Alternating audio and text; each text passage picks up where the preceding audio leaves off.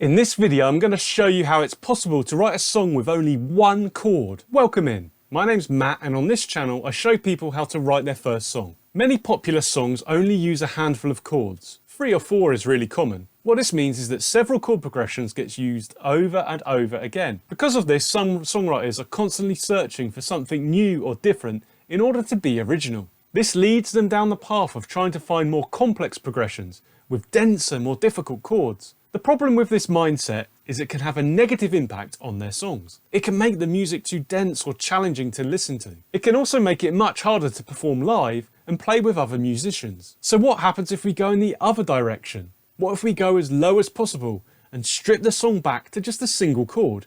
Is this even possible? Well, there are probably more examples of this than you might first think.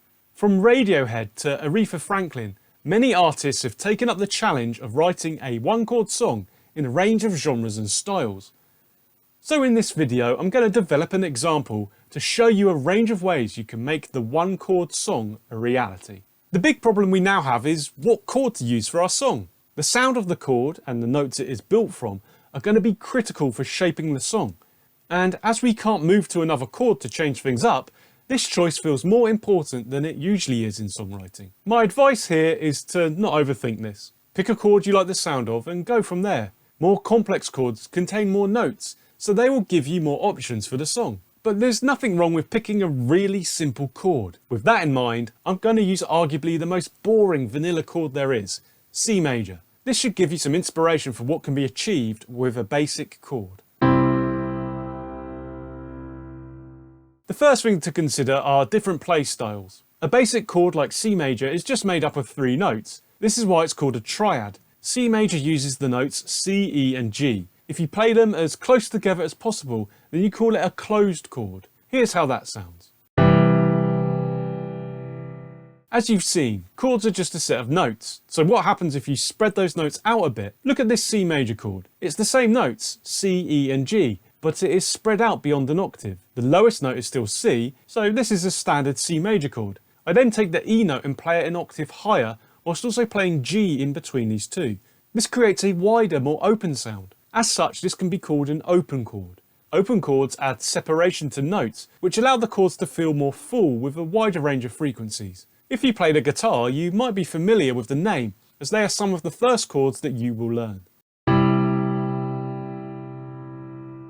If you want to learn more ways to write your first song, then like the video and subscribe to the channel. Let's look at another popular way to play chords which can add some variation for our one chord song. An arpeggio is a type of broken chord in which the notes that compose a chord are individually sounded in a progressive rising or descending order. Arpeggios on keyboard instruments may be called rolled chords. Like someone whispering, arpeggios are gentler and often more intimate. They are great at changing the mood of your one chord song, maybe in a collaboration with a tempo change. That being said, you might also see people playing them at blistering speed on the electric guitar. Arpeggios add interest and rhythmic flow, which you can hear in the next example.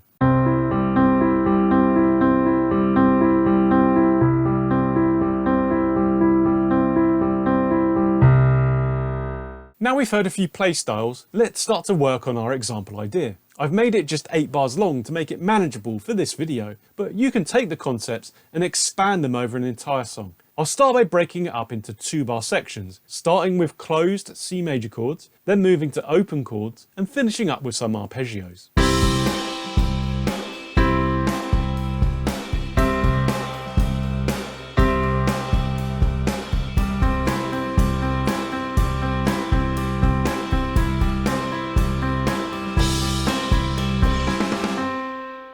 Every chord from simple to complex has a root note. This is the lowest note in the chord and is where the chord gets its name. So in our example, C major has the root note of C. But as you saw earlier, the C major chord has 2 other notes, E and G. If you play these as the lowest notes in your chord, then you create what is known as inversions. If E is in the bass, then we call this chord a first inversion C major chord. If G is in the bass, then we call it a second inversion C major chord.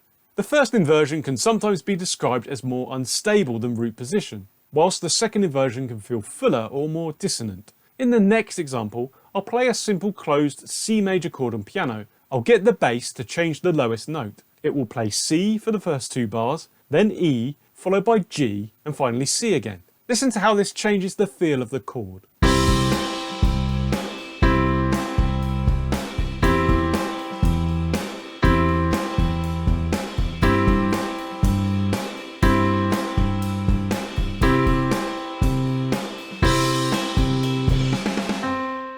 So far, I've only had one playstyle for each 2 bars in the song. Even if we were changing through several chords in a traditional progression, this would start to sound boring. What you need to do is introduce some more varied rhythmic ideas for the chords. This is critical for writing an interesting 1-chord song. There are so many ways to do this.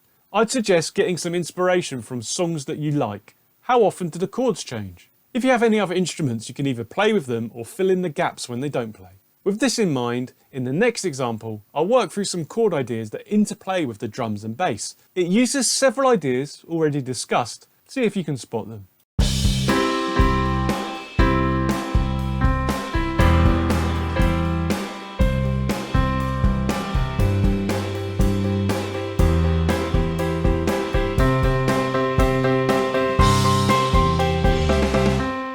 If you're arranging a song in software or playing in a band, then think about what instruments are playing your chord and in what style. This will allow you to separate out different versions of playing and give the song a variation of sounds.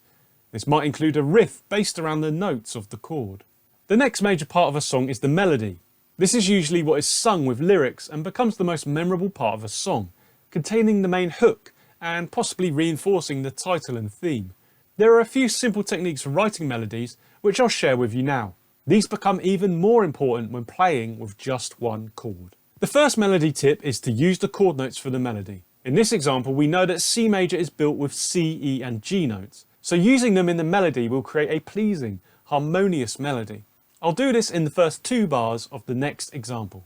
The problem for the 1-chord song is that this group of chord notes doesn't change, so we really need to widen the pool of notes we are using. The good news is that this is easy to do. The notes in the C major chord are also in a range of scales. The simplest of these scales is the C major scale. This uses the white notes on the piano, C, D, E, F, G, A and B. This gives us 4 additional notes to try in the melody for this 1-chord song.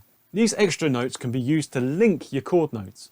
These are known as passing notes. In bars 3 and 4, I'll use some passing notes as steps between the chord notes. The next consideration is a familiar one, rhythm. This is vital to melodies, particularly in a quite static song like this. Creating interesting rhythmic ideas will make even the most simple melody more memorable. You can do this by varying how long the note lengths are. If you're stuck, try and get some inspiration from one of your favourite songs. Copy the rhythm, but change the notes. How does this sound in your own song? I'll establish a rhythmic idea in bar 1, which will repeat throughout the melody. The final melody thought is the shape of the melody. Where does the melody peak and where does it drop off? How big are the steps and the leaps between notes? Balancing this movement stops things becoming predictable, whilst also keeping things coherent. The highest point of a melody is often preserved for a chorus or main hook, so think about where this might happen in your 1-chord song. Here's a few of the melody considerations I've discussed, played over the previous chord example.